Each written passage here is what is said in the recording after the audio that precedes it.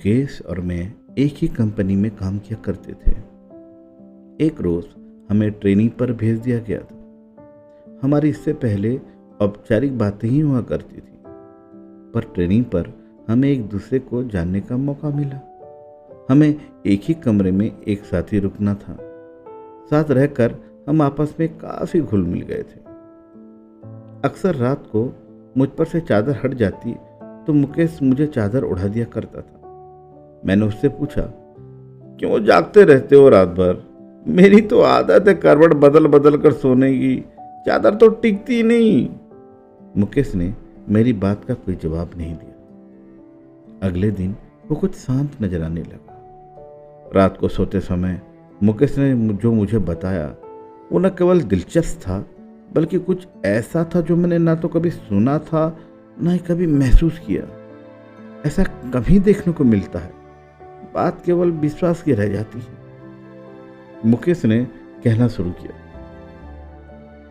आप शायद यकीन ना करें, 2003 का साल था। टीवी देखना, लाइब्रेरी जाना, दोस्तों से मिलना जुलना, यही मेरी दिनचर्या बनी हुई थी। ऐसे में एक दिन मैं अपने दोस्त से मिलने उसके घर गया हुआ था। पता चला कि मेरे छोटे भाई दिनेश की तबीयत खराब है। मैं तुरंत घर को निकल पड़ा। वहां देखा परिवार के सभी लोग मौजूद हैं। दिनेश जोरों से चीख रहा है, जैसे उसे किसी तरह का दर्द हो रहा हो। उसकी हालत बिल्कुल भी देखने लायक नहीं थी। 3-4 लोग भी मिलकर उसे संभाल नहीं पा रहे थे। पिताजी ने कहा, इसे तुरंत डॉक्टर के पास ले चलते हैं, पर माँ ने मुझे चुप रहने का इशारा किया। दिनेश चीखता और बेहोश हो जाता। दिनेश की चीखें अब भयानक होने लगी थी। कोई उसका सर दबा रहा था तो कोई उसकी छाती मल रहा था। नानी ने कहा, इसे पूजा घर में ले चलो। इतना सुनते ही दिनेश जोर से चीखा। शायद ये बात उसे पसंद नहीं आई। उसे घसीट कर पूजा घर के में लाना पड़ा। यहाँ वो और भी जोर से चीखने लगा। उसे संभालना मुश्किल हो रहा था, तो हमने उसे कुर्सी से बांध दिया। फिर नानी ने उससे प्रश्न किया, बेटा कौन है तू? सुनकर दिनेश गुस्से में भर गया। उसका सर और छाती अब भट्टी की तरह तपने लगे। उसे संभालना मुश्किल हो रहा था।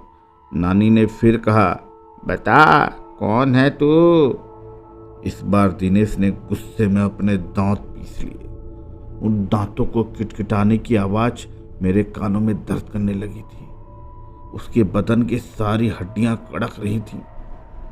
आखिर में उसने अपनी जबान बाहर निकाली, जो काली पड़ चुकी थी।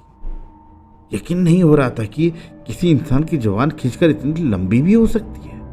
नानी ने फिर अपनी बात को दोहराया, बेटा कौन है तू?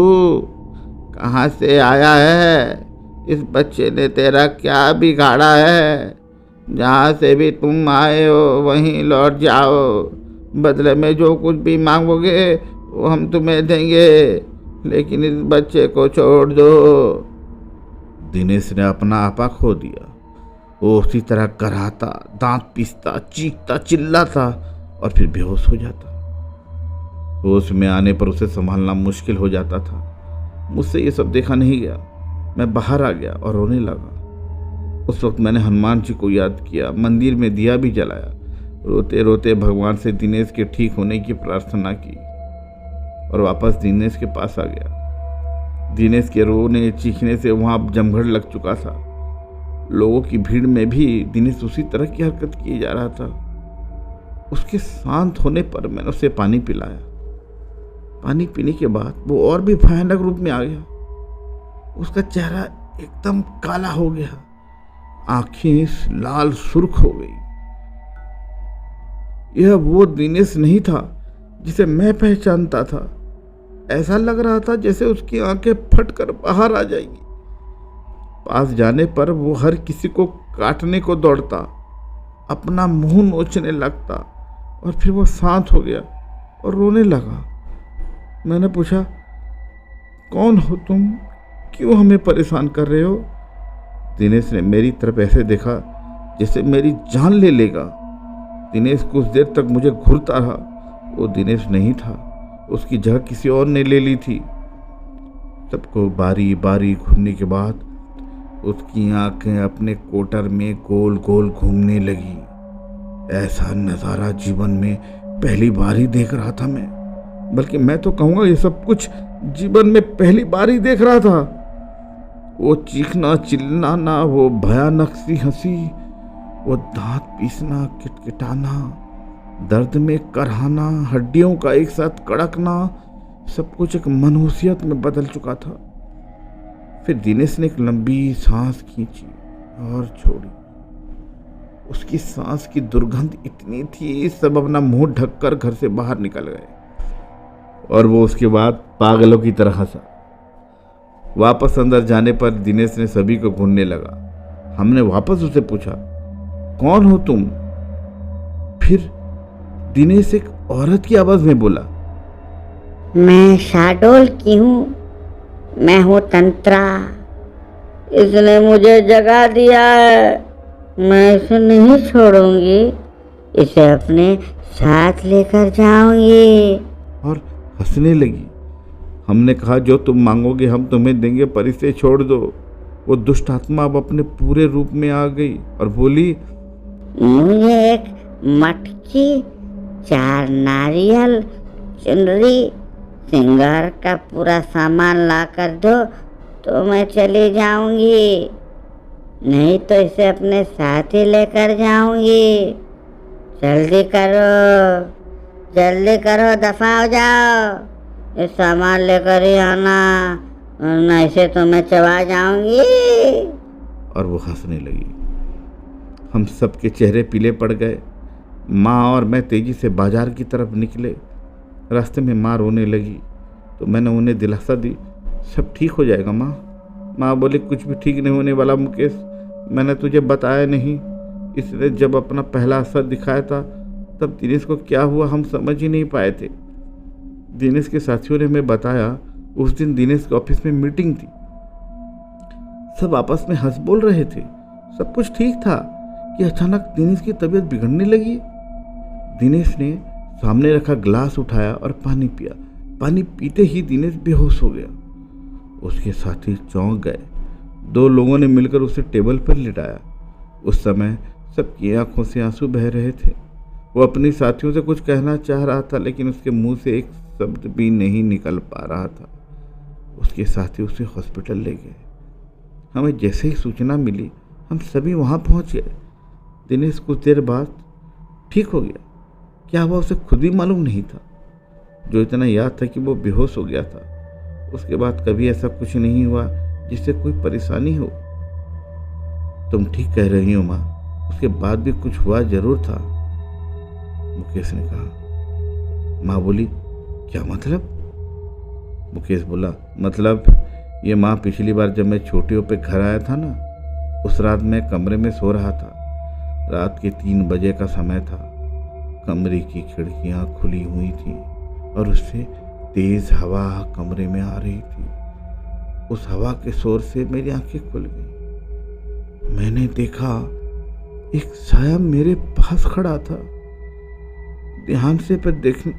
ध्यान से देखने पर भी मैं उसका चेहरा नहीं देख पाया। उसके चेहरे पर काली के अलावा कुछ नहीं था। उसका शरीर धुएं जैसा था। अचानक वो साया बादल की तरह तैरता मेरे पास आने लगा। मैं घबरा गया और अपनी चादर में मैंने अपने आप को सिर में समेट लिया। वापस देखा तो वो साया नहीं था। इसे अपना बहन मानकर मैं भूल चुका था, पर अब दिनेश की हालत देखकर लगता है कुछ ना कुछ तो जरूर हुआ है माँ। इसके बाद मैं मटकी लेने चला गया और माँ श्रृंगार के लिए सामान खरीदने लगी। मुझे दुकानें बंद मिली तो मैं सीधे कुम्हार के पास चला गया। वहाँ से लाल और काली दोनों मटकी ले आया। वापस आकर ज्यों ही सामान हमने दिनेश के आके रखा, वो शांत हो गया। नानी उसे देखने गई। दिनेश के सामने जाकर खड़ी हो गई। कुछ देर बाद नानी उसे ऐसे ही देखती रही तो हमने नानी से पूछा, क्या हुआ नानी? नानी हमारी ओर पलटी। अब नानी के चेहरे के भाव दिनेश जैसे हो गए थे। हम और भी घबरा गए। नानी ने भी उसी चीख के साथ रोना शुरू कर दिया और कहा, मैं शाहडोल की हूँ, मेरी हत्या कर दी गई थी। मेरी लाश के बेरहमी से टुकड़े टुकड़े करके दफना दिए गए। मुझे इंसाफ चाहिए। मुझे जहाँ गाड़ा गया वहाँ ये लड़का पेशाब कर रहा था।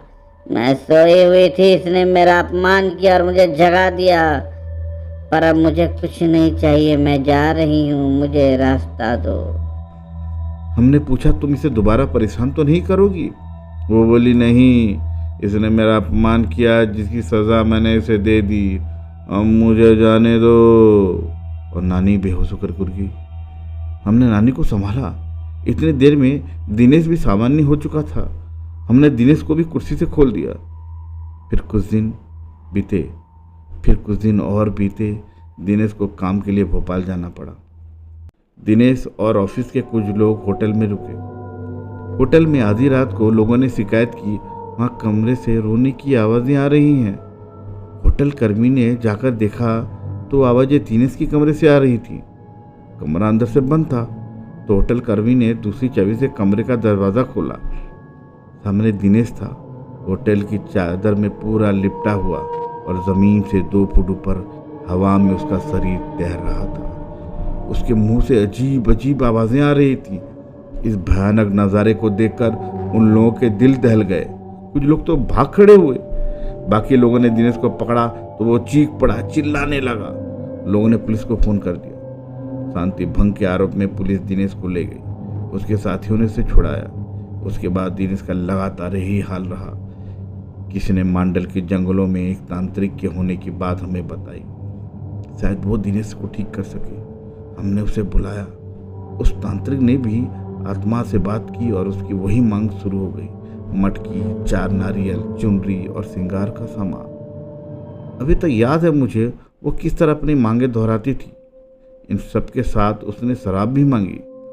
रात के समय शराब कहीं भी नहीं मिलती।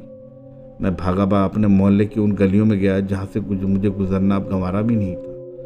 पर भाई की सलामती के लिए मैं उन गलियों में गया जहाँ अक्सर लोग नशे में धुत पड़े रहते थे। शराब की दुर्गंध के कारण दिन में भी उस गलियों में कोई नहीं गुजरता था। वहाँ जाकर मैंने उन लोगों से शराब मांगी तो उन्होंने कहा, क्या आज तू भी पिएगा? आजा आजा, बैठ जा, यहाँ तू भी बैठा, सारे गम भूल जाएगा। मुकेश ने कहा, मैं गम भुलाने नहीं आया हूँ, मेरे भाई की तबीयत खराब है, उस पर ऊपरी साया है, तांत्रिक शराब से पूजा करेगा। ये सब जानने के बाद उन्होंने शराब की बोतल मुझे दे दी, जिसे लेकर मैं लौट आया। इसके बाद शराबियों से मेरी नफरत कम हो गई। तांत्रिक ने पूजा शुरू की। रात भर तांत्रिक पूजा करता रहा।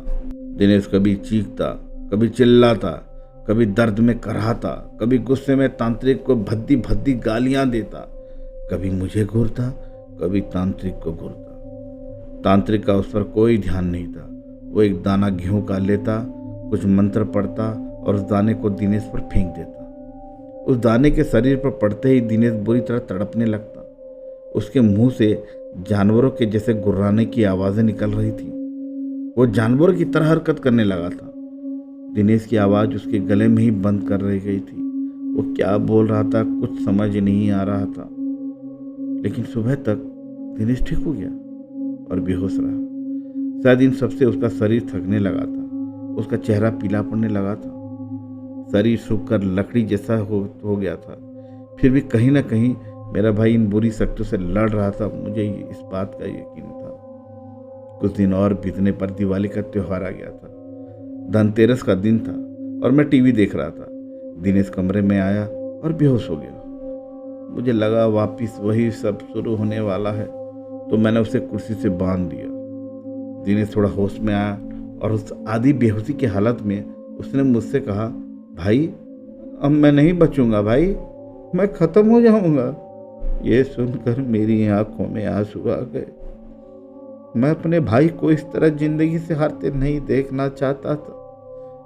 दिनेश भी रो रहा था, भाई मैं मर जाऊंगा भाई और मैं नहीं बचूंगा भाई बहुत तकलीफ हो रही है, भाई बहुत तकलीफ हो रही है। मैंने खुद को संभाला और दिनेश को बांध दिया। बाइक ली और एक दोस्त को साथ लेकर मैं उसी तांत्रिक को बुलाने निकला। मांडल के घनघोर जंगल, घुप अंधेरा। मैं तांत्रिक के घर पहुंचा। तांत्रिक भी उस दिन शराब के नशे में था। उसे बाइक पर बीच में बैठा कर ले आए। तांत्रिक का खुद का शरीर बस में नहीं था, गिरता पड़ता वो दिनेश के पास पहुंचा। जैसे उसने दिनेश का हाथ पकड़ा, उस तांत्रिक का सारा नशा उतर गया। उसने वही पूजा दोहराई और सुबह होने तक दिनेश फिर से ठीक हो गया। अब तो यही सिलसिला चालू हो गया था। तांत्रिक आता, पूजा करता और सुबह तक चला जाता। मटकी, 4 नारियल, चुनरी और श्रृंगार का सामान हमारी रोज की जरूरत बन गई। ये सब चीजें अब घर में हर समय मौजूद रहने लगी। रोज रात घिरते घर में मनुष्यत सी छा जाती। घर के एक कोने में शराब की बोतलों का ढेर इकट्ठा हो गया था। ऐसा कोई मंदिर नहीं बचा, कोई मस्जिद नहीं बची जहां दिनेश का इलाज नहीं करवाया। अंत में किसी ने कलकत्ता के काली मंदिर में जाने का सुझाव दिया। वहां जाकर दिनेश का इलाज कराया। यहाँ भी उसकी वही मांग जारी थी, मटकी, 4 नारियल, चुनरी, श्रृंगार। पर पुजारी ने साथ साथ कुछ नींबू, लौंग और कफन भी मंगवा लिया।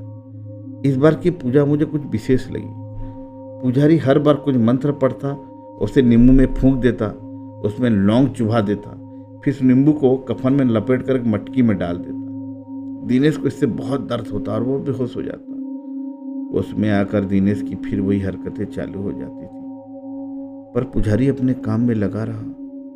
जैसे ही उस आत्मा की बारी आई, वो कहने लगी, मुझे छोड़ दो, मुझे छोड़ दो, जाने दो मुझे। पुजारी बोला, बोल, तू इसे फिर से परेशान करेगी? नहीं करूंगी, नहीं करूंगी, मुझे माफ कर दो, मुझे जाने दो। पुजारी ने कहा, क्यों परेशान कर रही है इस बच्चे को? पीछा छोड़ इस बच्चे का, वापस जा, लौट जा जहां से भी तू आई है। पुजारी ने ऐसा 8 से 10 बार किया और तंत्रा को भी उसने कैद कर लिया। अंत में पुजारी ने वो मटकी हमें दी और कहा, इस बच्चे के अंदर दुष्ट आत्माओं ने डेरा जमा लिया था। सारी आत्माओं को इस मटकी में कैद कर लिया है। इसे ले जाकर शमशान में गाड़ दो और ध्यान रहे, नंगे पैर जाना। हम उस मटकी को शमशान में गाड़े। ताज्जुब तो यह था, पूरा रास्ता जंगल होकर गुजरता था। रास्ते में नंगे पैरों पर एक भी कांटा न चुभा। ऐसा लग रहा था जैसे रुई पर चलकर हम उस जगह तक पहुंचे थे। इसके बाद दिनेश ठीक तो हो गया, पर काफी कमजोर हो गया था। केवल खाने और दवाइयों के लिए ही बिस्तर से उठ पाता था। इस वाकये के बाद मेरा उन चीजों पर भी विश्वास हो गया जिन्हें मैं पहले नहीं मानता था।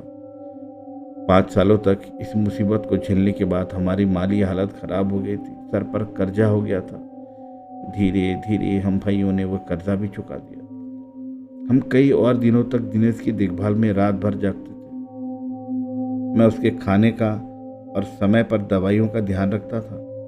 रात में उठ उठ कर मैं देखता था कि दिनेश सो रहा या नहीं। उसकी चादर ठीक कर देता था ताकि वो आराम से सो सके। आज भी मेरी यही आदत है। बस यही बात थी। ऐसा कहकर मुकेश चुप हो गया। इस कहानी को ध्यान से सुनने के बाद अंत में मैंने मुकेश से कहा, बेशक ये कहानी किसी के लिए बेमिसाल हो या ना हो, लेकिन तुम दोनों भाइयों का आपसी प्यार बेमिसाल है।